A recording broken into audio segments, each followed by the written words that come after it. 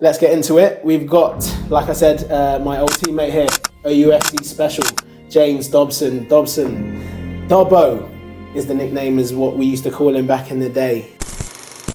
Just headed back into the path of Angelo Valantra. He's got James Dobson racing round him on this near side as we see it. Dobson cuts inside and sells two men. James Dobson left-footed, curls it into the bottom left-hand corner. What a finish from James Dobson against his former club.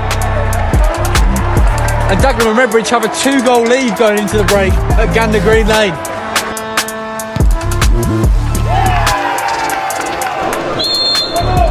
Dobson with his left foot high with the wall. James Dobson, what a way to score your first goal for Sutton United. That is no chance for Cousins.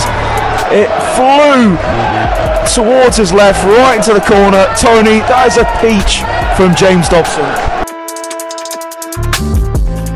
Good evening, everyone. Welcome to another episode of the Top Cinco pod. I have another guest with me this week. It is a good friend of mine, an old teammate of mine. He's still playing football now. We were at Oxford United together. Before I get into the intro of him, please make sure you do like, follow, share and subscribe as you have been doing. And those that have, please keep showing love and keep watching, keep sharing. And anyone new, make sure you subscribe, you like and you follow. And that's at Top Cinco pod. Like I said, that's at Top Cinco pod, and that's on Insta. We're on YouTube and we're on TikTok as well. So appreciate that. Let's get into it. We've got, like I said, my old teammate here, OUFC special, James Dobson. Dobbo is the nickname, is what we used to call him back in the day. Thank you for coming on. Yeah, no worries, Absolute mate. pleasure to have you on, bro. Good to see you, mate. It's been a long fucking time, man. How many years has it been since I've fucking seen you? I'd say, yeah, it's probably about 10 years, isn't it, really? I know on and off we've seen each other, but yeah, it's a long time. 10 very years, long time. and we were together at Oxford 2008 to 2010. Like I said, youth team scholars. Let's take it back. What was it like in those days, and what are your memories of those days?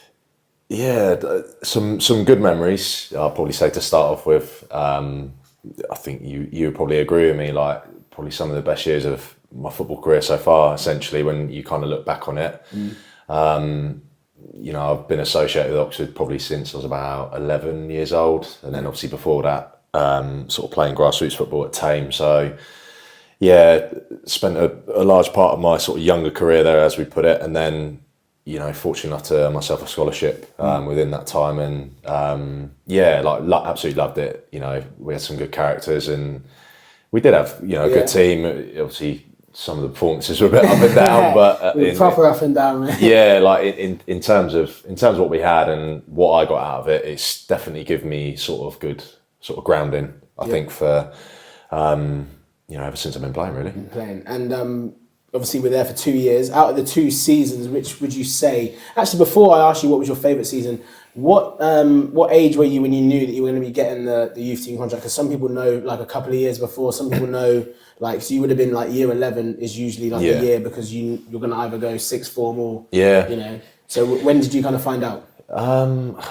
You're testing my memory again here. Yeah, I'll probably say around that year 11 sort of age, around like 15, 16, I was, you know, still in a bit of a decision whether I wanted to carry on with school in terms of sixth form as well. But yeah, you get a bit of an idea around sort of that 15 years old, like where, you know, I was in the under 15s at that time, and the coaches and obviously Les Taylor at the time, who was in charge of development around that, were having discussions with players and our progression and stuff. And, you know, like when I sat down with my parents and we were talking about things like that with potentially being offered a scholarship, I was, you know, making good progress, and it's all I've ever wanted to do at that age. You know, it's become a professional. So, that was kind of around the age. So you sit down with the coach, Les, obviously, gaffer at the time, and he's basically, you know, he kind of says to your parents, you know, this is what's going to happen. We want to offer him a 2-year scholarship, and then you kind of get into it. Yeah. So you get the scholarship. We do pre-season. That's when I obviously met you, like when I was on trial for the whole of that summer. So I didn't know what I was going to be doing that summer. I thought I was actually going to be going to college or sixth form. I ended up getting scouted in a tournament that summer, and then trained for 6 weeks, gave up my whole flipping, obviously, you know what it's like when you're a scholar, like your 6 week holidays gone, like that. How long was that? Especially when you're like year 11, all your mates are finishing school and that, right? Well, that's it. I'll probably say like most lads around that age group, and it's still to this day, like there is a level of commitment there that you have to apply yourself to, and probably similar circumstance with you. Like when I was at school and stuff, and like my mates were going out at the weekend and getting in that stage, and it's like the start of your life a little bit in a way, like socially. And you know, there was a lot of commitment for me there where I wasn't going out with my mates at the weekend and, you know, like playing games and training hard and just trying to get to that point of, you know, fortunately for myself, earning a scholarship, which I was very proud of. It's good because obviously for you were doing that from the years before the scholarship. So that kind of paid off in terms of you like not doing all of that kind of stuff and going out and whatnot. And whatnot, yeah, exactly. Let's leave it at that. So Oxford now, first or second season for you, which one would you say was, out of the 2 years, were the ones you enjoyed the most? Or was the one you enjoyed the most? Yeah, that's a tough question, really. I'll probably say looking at both seasons, I got sort of different things from different seasons. I'd say that first year is tough because, you know, you're playing with lads who are essentially a bit more experienced within the youth team. They've already experienced a year of, you know, youth team football, reserve football, you know, potentially training with the first team as well. So I think the first couple of months I found it hard to transition, and it was essentially just going to that next level and trying to adapt yourself to it. I think naturally as you do, and you do progress and you gain that experience, I think the second year I started to enjoy it more. Fortunately for me, I got given a captaincy around that time, and and you know, like I know we were only young lads still at the time, but I enjoyed that responsibility of, you know, like leading the boys out and still focusing on my own game, but having that sort of leadership to sort of guide the others as well. The reason why I asked you about your first and second season, because you're one of the players, one of the few that I remember anyway, was having involvement in training. I wouldn't say not on a consistent basis, but you would get called up quite a few times, whether that was with the old gaffer, Darren Patterson, in your first year, and then second season with Chris Wilder. And you did train with the first team quite a bit. So that's why and then I think Patterson even like had you on the bench in like an FA Cup game. And then obviously with Wilder, did you travel as well to a couple of games? Like, can you just like tell us a bit about what that was like? Well, I made my debut against Hayes and Yedding. When I come off the bench and we was all there. Like Sam, exactly. Come on. Like I said, there were some really good experiences. I do remember pre-season quite well as well. You remember when Portsmouth came and they brought their 11, and like they had Defoe, Crouchy, Cruncher, like top players, and I think the only one involved at the time was little lad Adam Bauman. Who he was on the bench, and did he come on? I think he did, didn't he? He might have got like 5-10 minutes. And you know, like especially as like young players, and you're aspiring to be like a professional. Like, and you're seeing all these guys. Some of the names you'll come up against. Sylvan was there as well. I remember Matty Taylor telling me a story about him on the pitch with him. And it's good because, like you mentioned there, like I think a lot of us saw that and were like wanted to aspire to do something like that. So I think when I saw Adam come off the bench against, I know it was only pre-season, but against Portsmouth top end team, like it gave me motive to be like, I want this, I want some of that. Was Redknapp the gaffer as well then?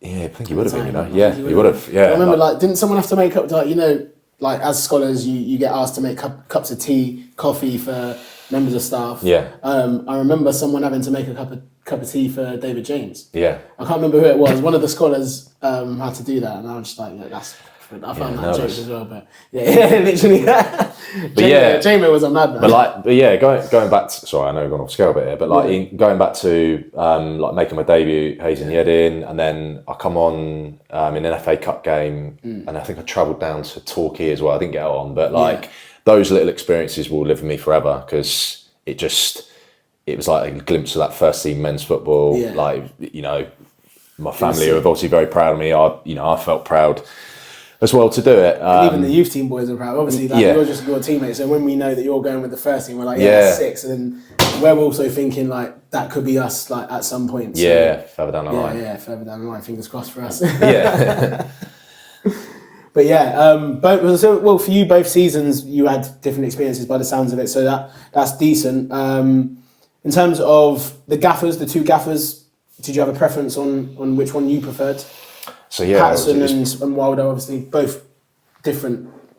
Yeah, I mean, I think it would be unfair for me to say that I had a real input with them, because I had glimpses of Patterson on that first season, and then I'd probably say my second year there was a lot of involvement in terms of like first team training. Yeah.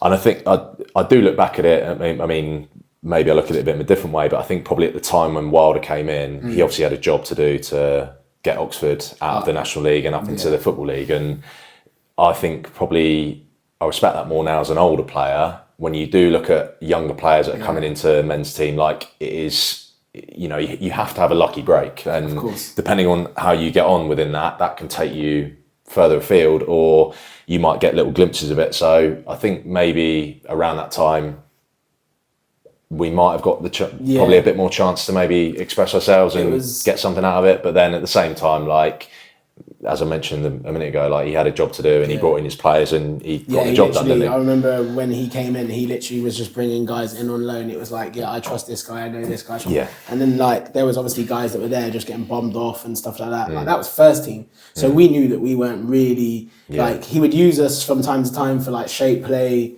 drills. Like obviously we were both left footers, so just getting those crosses into the box and stuff like that. So we did have spells where we were involved in that, but we just knew that we weren't really going to be travelling or getting into the first team at that point. Yeah. And I think I remember knowing, like, well, not knowing, but I remember like after Christmas, like January, February time, you're still not really training with the first team. You're like, scholars coming to an end here. Like we're not going to get the pro because we're not even getting involved. Like we're not travelling or anything. And there was pressure on him as well. He had to get Oxford up, like you said. If they didn't go up, there was talk about the youth team being scrapped the following season. Yeah. So, crazy times. It was a big victory for them to go up, and then the year after that they've just been given pros since. I think so. Yeah, fair play to them, and that was a big result for Wilder getting them up. Interesting guy. We have another gaffer that we've got some great stories about. But let's go on to the next point, and yourself, Dobbo. What I found online is that I think I counted 13 teams that you've played for since we were teammates at Oxford United. 13 teams. That is crazy. Talk about a journeyman, more clubs than Tiger Woods. I'm going to reel off some of them. So from Oxford United, I'm looking here. We was at Oxford City, spell at Burnham, North Lee, Slough. After Slough, there was a little spell at Chesham. Back to Slough, Sutton, Hemel, Dagenham and Redbridge, Ebbsfleet. Yeah, I've had a few. Still going. Hemel again, Slough, Northley, Slough again. You got a little love affair with Slough. Beaconsfield, Slough, Beaconsfield, Hungerford at the start of this season, and now you're at Bracknell. So just reeled off a lot of clubs there. What was your favourite spell at those clubs? Because there were 3 of those clubs that I think I mentioned that you were full-time at. So what were the full-time clubs? And then what was your best spell, would you say, or your most enjoyable season of football? Yeah. That's quite a tough question, because when I look back at the clubs I have played for, I've had different experiences and enjoyed it in different ways, is the best way of putting it. Yeah. If I'm probably going to go the best sort of time in my career, maybe, or looking back at something previously, I think most people have gone that already, is probably my time at Slough. I've been there, I think I've been there 3 times now. Yeah. Which is was crazy, but that's probably a club that I always kind of look out for results when, they're playing on Saturday.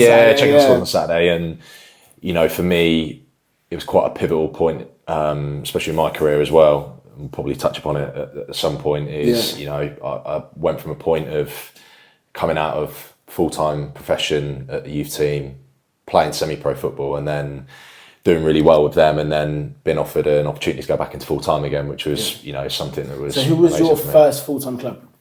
So that was a time. It was when I was at Slough.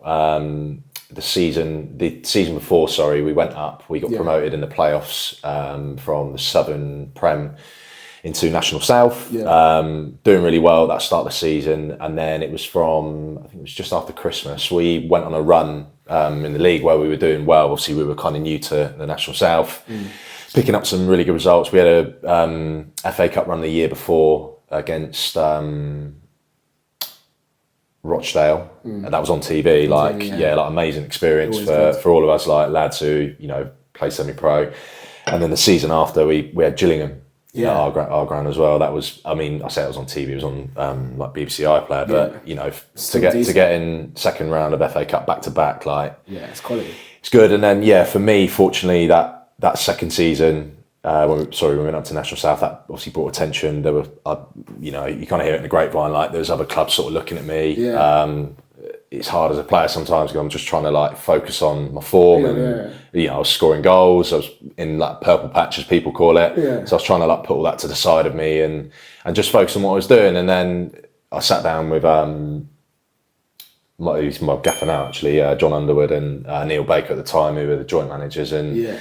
We had a chat. There were a couple of clubs that were inquiring about me.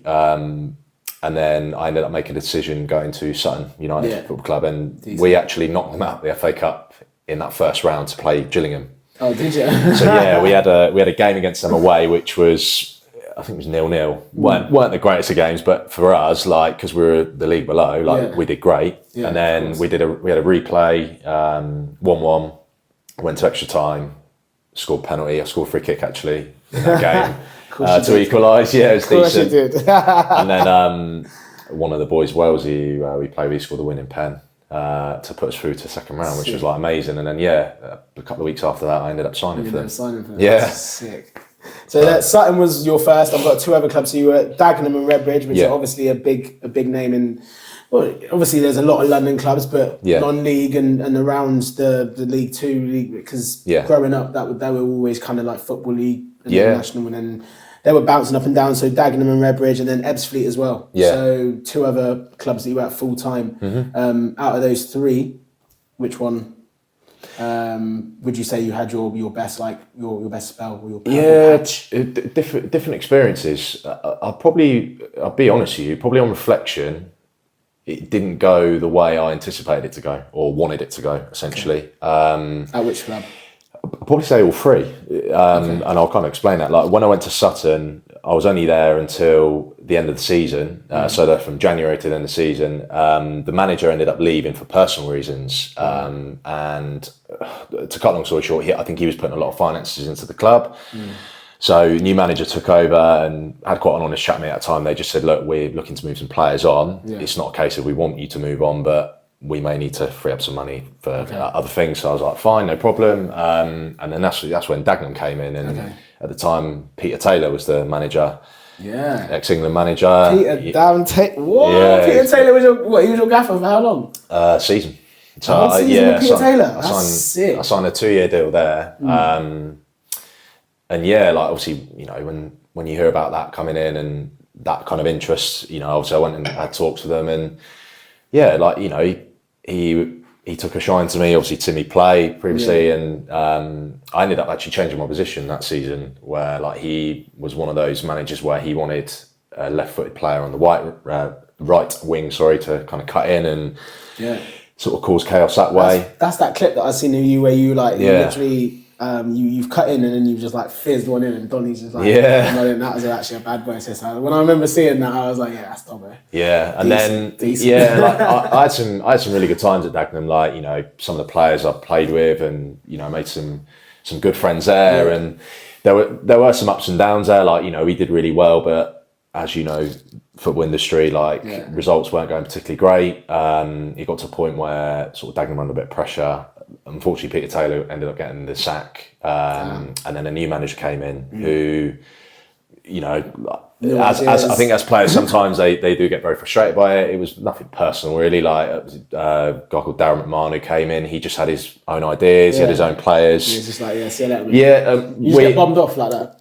I wouldn't necessarily say bombed off. Like it was a bit of both. Like I had quite an honest chat with him, and I just said, look, like, what are your plans with me? You know, do I see myself being a regular start in the team? And you know, that was something he can promise me at that time. So we just had a bit of a chat with each other, and for that time for me, I thought it was a good time for me to, you know, go look elsewhere. Of course. So I ended up going to Hemel on loan for, I think it was a couple of months, or it might have been towards the end of the season, which I did quite enjoy actually, because Hemel, location-wise for me, is a little bit closer to home. Hemel, I can see it here. Yeah, was like that in 2020. Yeah, like I had a couple of games there, like really enjoyed it. You know, enjoyed doing it. That was a sort of end of my first year of the contract, and then second year I was in a similar position for the beginning of the season. You know, I wasn't really in his plans. Still wanted to, you know, go and play more games and move on, not necessarily just sort of sitting about and training. And then that's why I went on loan to Ipswich, which, you know, another great club, like big club, full time, facilities great. But then that was a bit of a tricky time as well, because leading up to the season, that's where obviously we had like sort of lockdown and COVID. 2020, I can see it. You know, sort of football, especially non-league, was up in the air whether it was going to carry on or not. So yeah, like that was a bit of a crazy time as well. But I've always said it, like wherever I've been, like I have no regrets. Like even still to this day, I still enjoy every experience I've had. And I'm very grateful for it in some ways as well. Cool. So like, after that, you kind of after lockdown years, you know, like you said, that was probably Slough time again was July 2022. Then North Lee for a little bit, back to Slough, Beaconsfield, Slough, and now you're playing. Let's go to where you're at now. You're at Bracknell for this season. You started off at Hungerford, with another scholar of ours, another old teammate, Conor McDonough. What happened at Hungerford? Was it a matter of just not being able to play minutes or whatever? Or what was the situation there? Well, yeah, look, I signed there with the intention to sort of play every game and, you know, do well. And just as games and a couple of weeks materialised, it wasn't what I expected it to be. You know, whether that's my opinion or the manager there, like I said, nothing personal. I just got to a point where, at my age now, I want to be playing as much as I can. As much as you can, of course. For as long as I can, and we just had an honest chat with each other. I don't think it was going the way I wanted it to go, and he obviously saw things differently, but like we left it on good terms, and that's obviously where I'm at Bracknell now. It's you know, my ex-manager from Slough and Beaconsfield, where I was last season. We had a conversation. He took the job at the time when I was about to leave, so it kind of worked out nicely. Yeah, it worked out quite nicely to kind of move on to that. One thing I realised, and I've seen over the years, is the way managers in non-league take players with them in circles. They all roll in circles. They all have their little 1, 2, 3 players that they like to take around. The clicks are crazy in non-league. Clicks are crazy in non-league. Sometimes it's not always about you know, how you're performing at that time, or you can be the hottest player on the planet, but if you're not you know, the gaffer's cup of tea are going to play the way the gaffer wants you to play, because a lot of gaffers have a system, right? And if you don't fit into that, then, you know, it's not going to work, right? Yeah, agreed, 100%. Like, yeah, sort of as you were mentioning, you know, about like certain players, and you know, you'd have to ask him, but I do think it's that case. Like, there are certain managers that, you know, do go around that non-league circle, as you would put it, and they maybe do have a selection of players that they just trust, and that can just fall down to, you know, clubs they've been at previously with them, performances. You know, maybe for me, because I've done well over the years under John, and obviously Neil's at Farnborough now, but and I did pretty well last season at Beaconsfield, like personally, you know, with my goals and assists and stuff. So like we see the clips. Don't worry, I see the clips. But yeah, no, it's good. Decent. While we're talking about non-league, and then we'll get onto the pros, and then onto the last bit that I want to ask you as a left-footed player, because I feel like it's a good question. What's the best advice you'd give like any young professionals that are coming up now, trying to make their way from like non-league and kind of go through the ranks per se? Yeah, I could sit here and write a list like for a lot of young lads, and I think a lot of give me the top 3 bits of advice you would maybe say. You've got maybe a young lad. He's like 18, destined for great things. He thinks he's maybe better than the level that he's at or something like that, or wants to be playing week in, week out. Yeah. One of those kind of guys, you know, just backing themselves a bit more than they not should, but it's something like that. What kind of advice would you have? Like just 3 bits of advice for someone trying to make their way. Someone that's done it from young to. I'd say first and foremost is just having like a good attitude to everything you do. And even though that can be frustrating at times where you might not see your face fitting in a particular team or how it looks in your head where you want to be at that moment in time, just try and remain as professional as you can. And, you know, that's probably the best way to explain it really in simple terms, is just having a good attitude to whether you're training, whether you're playing in games, even sometimes criticism. Like nobody likes criticism at the end of the day, but I think if you can get to a place where you can accept it and take it constructively, that's one thing I'd say. Not blow up, no reaction, just... Yeah, exactly. Even though you might be fuming, just take it. And maybe not react in that moment. You know, I've had a lot of experiences where I think sometimes we all do, like when you hear something, you know, maybe from a football aspect where you've been told maybe about your performance, your skill set, like what that looks like, you might not agree with it at a moment in time, and you might really want to tell them how you really feel at a moment in time, but I always feel like coming away from that situation, thinking about it, you may feel differently the next day or the next week or whatever that may be. I'd say second thing is extras, like working, sometimes even doing more training than you anticipate it to be. Like, and how I mean by that is like, you know, if you're, for instance, if you're at some sort of club and they've got like a training session on, it's just spending 20 minutes on working on your game. Like I feel probably maybe around that time where I went from playing semi-pro at an early age, going back into full-time, I feel some of those things that I did at that moment in time, just practicing on my free kicks, like getting in areas of the pitch where I might be able to shoot or, you know, like putting a cross or something like that, obviously, you know, my game, but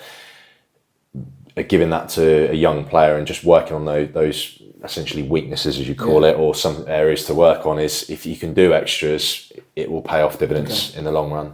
And then I'll probably say third thing is, maybe it's how I've seen it over like social media and like, you know, people who I've come across in my career, but like not being frightened to kind of, you know, maybe make a step down to go and prove your worth that you are at that level. Because I think a lot of young players, sometimes they get in their head that, you know, sitting on the bench for a full-time league club or national league club is like, it's great. Like, oh, you know, I'll shove that on my Insta or my Twitter. That looks ledge. Like, I'll put a picture up myself. But but at the end of the day, like if you can go a league below or even a league below that and you're, you know, banging in 30 goals or, you know, your assists like through the roof, like surely that would look a lot more better for you than sitting on a bench at a national league club, like getting 5 appearances a season. Like, all right, sounds great. You probably get some good experiences going to grounds and playing like great teams. But I've always been a believer in that if you can adapt that to your, you know, your mindset essentially, where taking a step or two down and, you know, going to prove your worth at that level. If you can prove your worth at that level, that gives you the right to maybe negotiate at the league above and wherever it may take you. So it's all about minutes, games, and 100%. I've always agreed on that. So let's go into the United game. Obviously, you're a United fan. I seem to have a lot of United fans on here. I'll be honest, and you lot are taking over, but you guys want to talk, which is good. So I've got time for you guys. Like honestly, it's therapeutic, man, that's why. It was. So let's get therapeutic with you this evening. 1-1 against Ipswich. Initial thoughts, first and foremost. I think a lot of people that watch football, like they're always analysing it after the game, like especially United, like just with Gary Neville and Keano. But look, I think for United at the moment, it's not a case of it's not going to change overnight. Of course. You know, when Rashford scores that goal early doors, everyone's going, "Oh my God, like we're changed. This is it. Like we're amazing." And then like reality hits us. And what I quite liked about the new coach at the end of the game, I don't know if you saw it. He was like, he actually said it about the players in the team. Like, you know, like on paper we got some great players. Yeah. But I think they're in a bit of a cycle at the moment where, like, he mentioned about us going 1-0 up. All right, I know it's Ipswich and it's away from home, but we should be winning those games. Yeah. and essentially when a team like us or a top 6 team, like if they go 1-0 up in a game like that, that's where you're like, right, let's go get the second goal. Let's go and put our stance on the game. And I feel that's where probably United are lacking at the moment. And I don't know whether that's down to players or it could be, well, like I said, the managerial stance is like carousel is ridiculous. The amount of managers they've had since Fergie, but for whatever reason, it's not worked. You've got players coming back though, so it's kind of looking positive for you. So Shaw was on the bench, Malacia was on the bench, Maino was back on the bench, Ugarte was even on the bench. I think he started on the bench that game. Obviously, there is depth in the team once everyone's back and fit, but how many of those players do you think need to be, as I would say, bombed off and he needs to bring in some of his kind of identity to the team?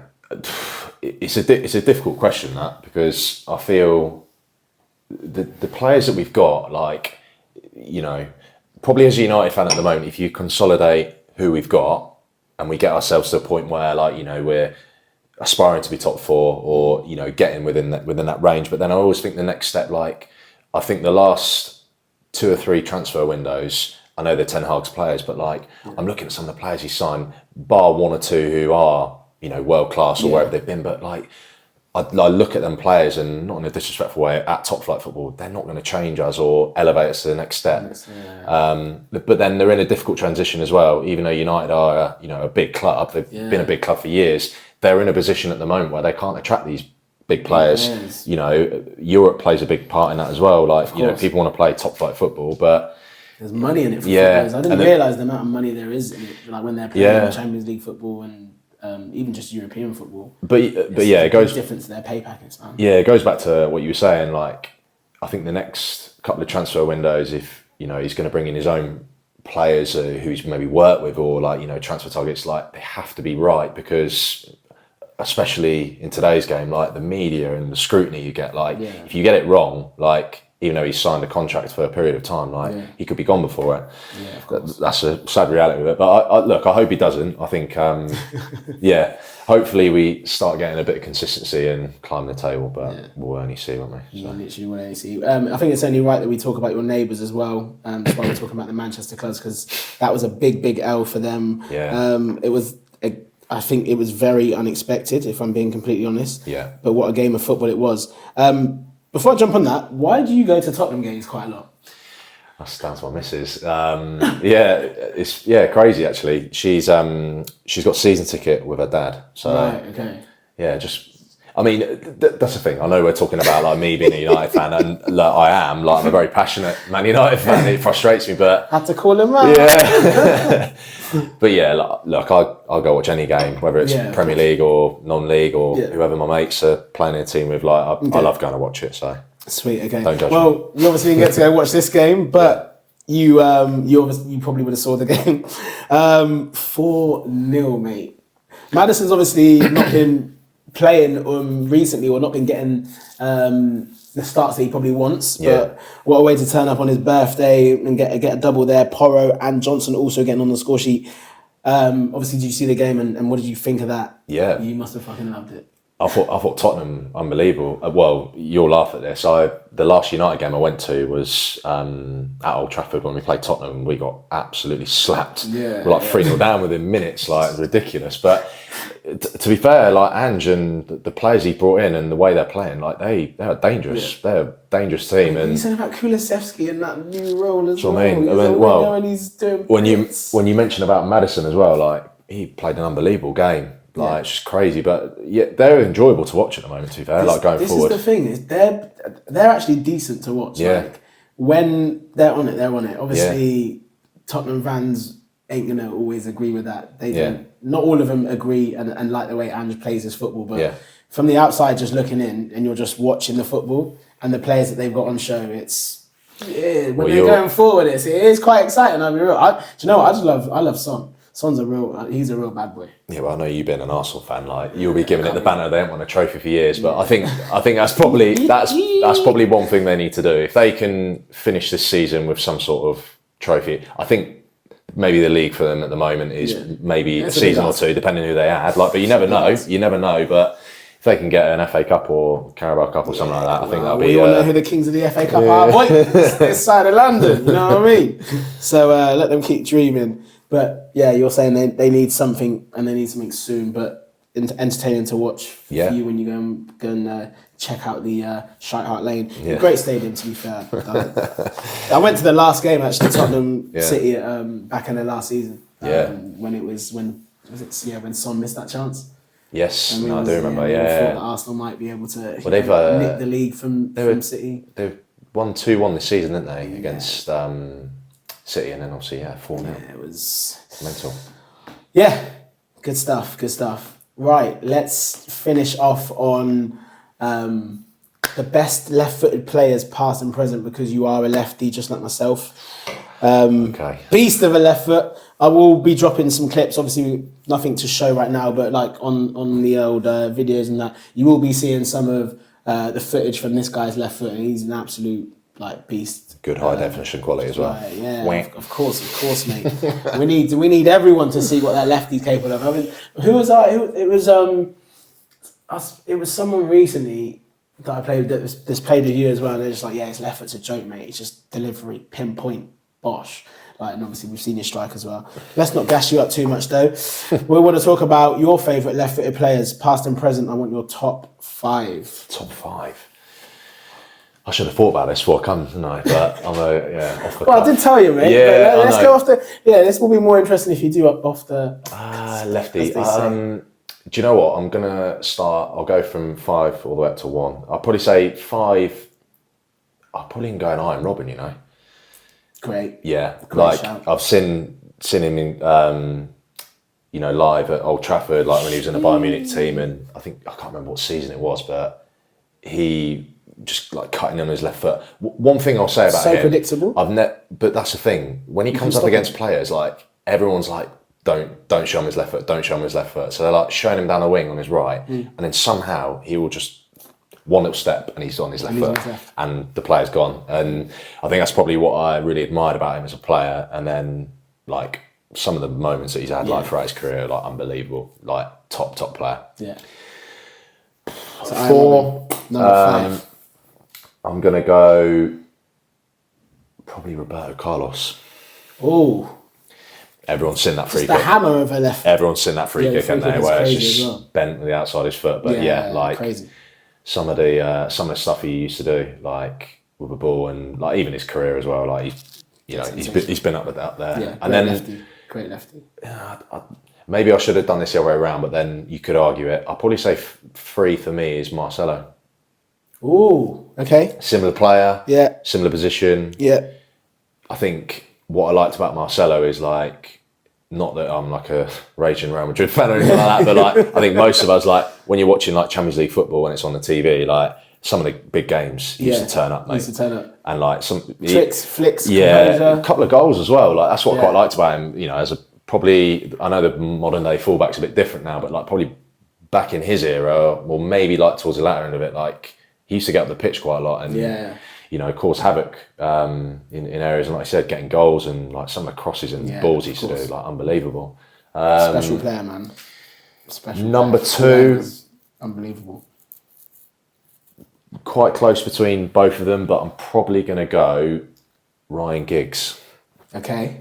Being a United fan. Laughed at when I said Ryan Giggs on my last podcast. Yeah, but people don't understand as a lefty, watching football back in the day, Giggsy was just someone that we saw week in, week out, and he terrorised players. That's what he did. But what's your reason? Go on, what's your reason for Giggsy? I think it's just he's a different generation of player. A lot of these players now, and I'll probably say the last 10 years, they're just athletes, aren't they? They're rapid, they can get past people. Some of the stuff he used to do, I think what I liked about Giggsy, he's quite an old school player, obviously from a generation, but what a career. I know he's, been at one club, but the amount of trophies he's won and the career he's had, it's incredible. And, even towards the further end of his career where people were writing him off and he just moved into centre mid. Yeah, and he's just what he did in the second season. Yeah, exactly. Left wing, and then Les moved you into centre mid, didn't he? Yeah, don't rate me to Giggsy. That's fine. He's a wrong one, mate. Yeah. Off the pitch, he was a wrong one. Yeah. No comment. And then probably go number 1, Gareth Bale. Bale, okay. Maybe I look at that in a way where... No Messi? Yeah, I've had a stinker there, haven't I? Do you know what? In terms of, like, I think Messi's a freak, like, and Ronaldo. So Messi and Ronaldo are just off the charts. They've got their own little. I'll give them that. I'll give you that. Yeah, I'll probably go. But you literally forgot about Messi. But anyway, go on. I'm more Ronaldo, mate. But anyway, I'm going Gareth Bale. Okay. I just think I do hear it. Yeah, like especially like I think it was that last season at Tottenham, and like some of the years he had at Madrid were like. I mean, I'll probably go looking at his game more like the last season or last couple of seasons he had at Tottenham. Like he was the main man. Like he was doing stuff that was just like unbelievable. Like scoring from outside the box. I always remember that. Do you remember that Inter Milan game when he who was the fullback? Michael, mate. He was a new one. An international Brazilian right back who was established across Europe. I think that's Gareth done that to him. I think as football fans as well, like you appreciate. I think was it the game away at San Siro where the Tottenham are about 2-3 down. What a game! And he just got the game by the scruff of the neck and just took over, didn't he? And then how about his overhead kick in the Champions League final? Yeah. That's what I mean. Like he's done stuff where like I look at little bits of his game as well, like and trying. I remember. There's a game that always sticks out to me. What he did to West Ham as well. Yeah. I think there was either a mad one or he scored an absolute screamer against them. He had many moments. Like proper top end player. And then like some of the years he had at Madrid, and it was a bit of a shame really because I think like back end of his career he fell out of love with football. The way that's what it looked like anyway. I could be wrong, but looked like that. I think overall, like, top player. I would love to have seen him, like, still playing maybe abroad somewhere now. Maybe a little Prem team somewhere. Do you know what I mean? Seeing it out, getting a little 20, 30 at the end of the game here and there. Like, he was one of those players that you really did enjoy watching play as a left-footed player, like what he brought to the game. Yeah. But yeah, like you said, I think he definitely fell out of love towards the end of it. And even when he came back, his second spell at Spurs it wasn't a shambles, but it wasn't exceptional either. I wanted to see a little bit more, if I'm being honest. I think it's like one of those things, isn't it? Because he did so well when he was there at the time, and then to drift away from it and then come back, like he probably ain't going to reach them heights that he achieved beforehand. But like top end player. Yeah, what a player. But another week, another episode done. Dobbo, thank you very much for coming on, mate. I really do appreciate another guest that's taken time from his evening and he's come to the RG, Berkshire, mate, to do an episode here. Travelling, mate. No fans this week, unfortunately, but I'm going to get him on. We're going to do an OUFC special, I'm pretty sure. Let's get that in the works, maybe for next year, so we can get on. Yeah, man. That'd be good. But lovely to see you, bro. Take care. Decent, mate. And we can say Merry Christmas now, right? Because it's like literally less than a month away. Absolutely. Merry Christmas. But yeah, Merry Christmas, bro. And